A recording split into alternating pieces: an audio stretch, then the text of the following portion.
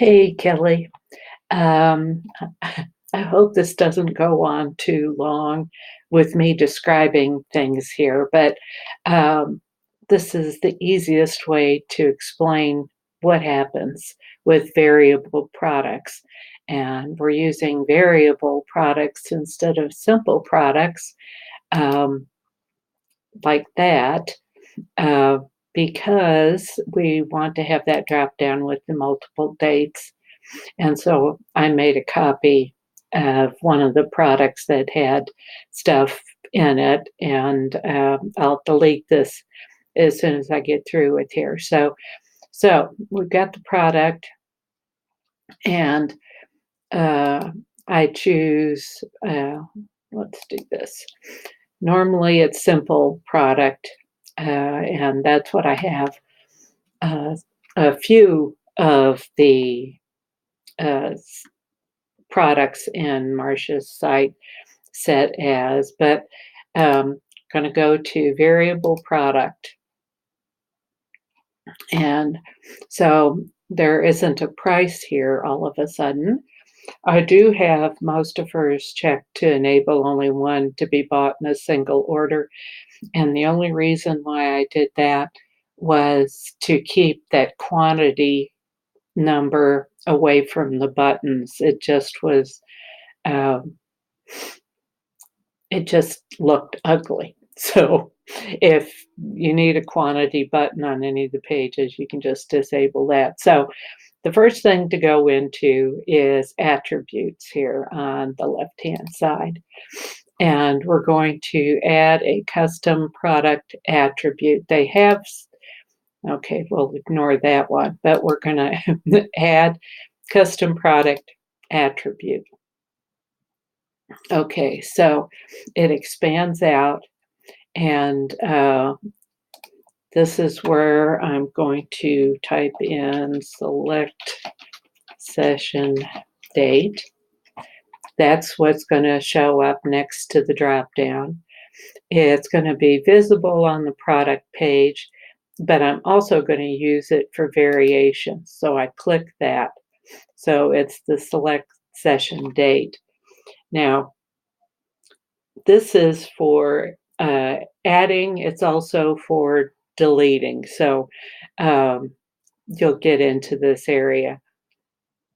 And this is under attributes. Now I saved someplace over here the attributes that are in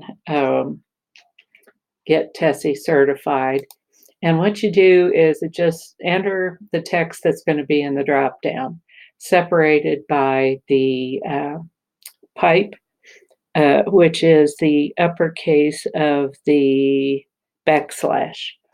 And so I'm just going to paste this here because I had it already.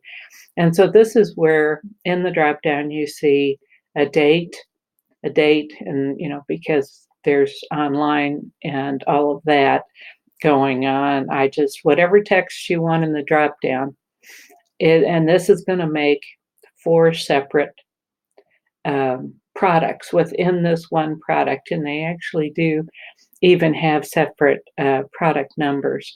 But okay, so I've got this. I say that it's used for variations. It's visible on the page, and the text is going to be select session date.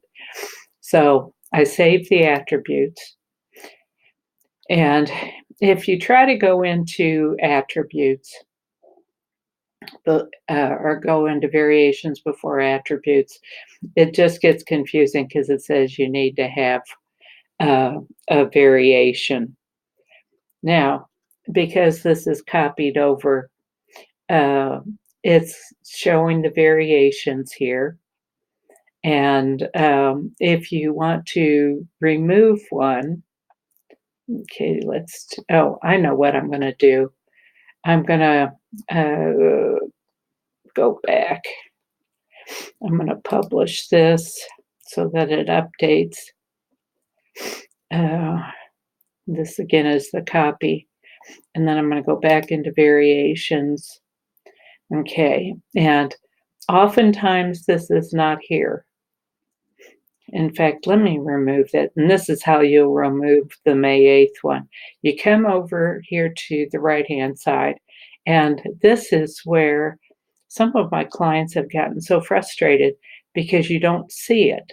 You have to hover to get to see that there's something to do with this. And this allows you to change the order. You can just drag and drop the order of the variables. And this, though, expands it.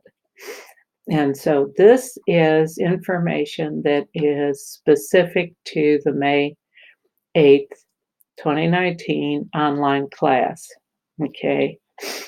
And likewise, you expand over here, products enabled that has a price. Let's just say if they did a different price for online than they did in Denver, this is where this separate pricing would come in when we're dealing with Marcia's site. You know, in WooCommerce's development, the idea was, you could have a small, medium, large, red, yellow, blue, different colors, different prices. And so we want to, and then this gets to be kind of confusing, but this is kind of how it is. So I'm going to put that one back up there. And then I'm going to remove the May 8th one over here. There's a place to remove it. Yes, I want to remove that variation. Okay, and I no longer have that as an option, but I could have used this remove button over here. Now, let's say they weren't scheduled for the whole year. I mean, we have, I think, most of the events scheduled for the whole year, but let's just say we needed to have another one. I would go into attributes. Select session date was the attribute I created. And again, you don't see anything over here until you hover, and then you see the little thing that drops down. So I don't need this. So I'm going to take out May, the May event, and then I'm going to add one over here. And let's just say it's going to be January 1, 2020. And it will be in Denver. Call from 405843669. I'm sorry, that phone is ringing. Let me see if I can pause this video.